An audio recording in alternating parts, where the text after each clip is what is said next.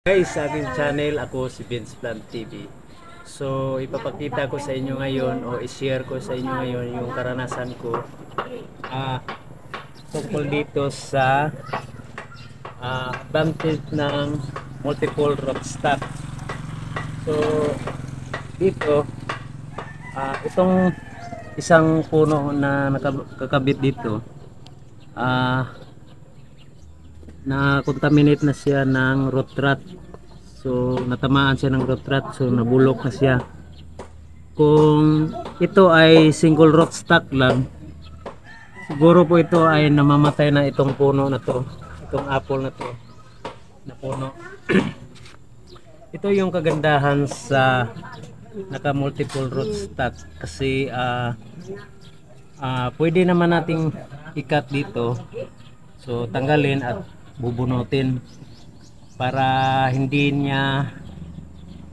siya gagapang dito sa pinakapuno. So yun yung pinaka-advantage sa multiple root stock. So ilang puno na rin na aking tanim na apple may experience, so ang dami nang namatay, lalo na yung single root stock lang ang ginagamit ko. So ito yun guys, yung example sa isang puno po na apple. Ito po ay seed grown na Fuji apple.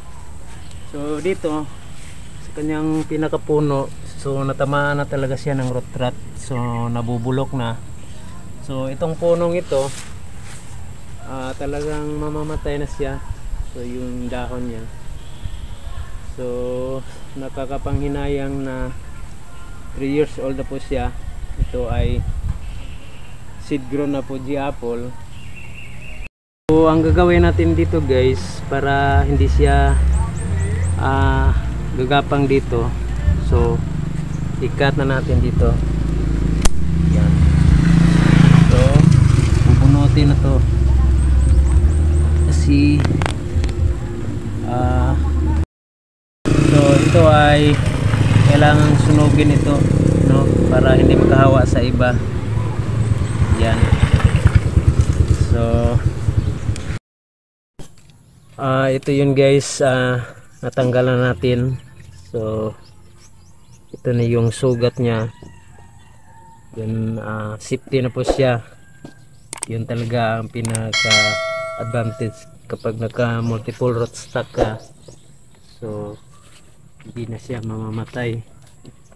So paki-like and share na rin sa aking video. Kung hindi ka pa nakapag-subscribe, mag-subscribe ka na at isama mo na rin yung notification bell para updated ka sa mga bago kong upload.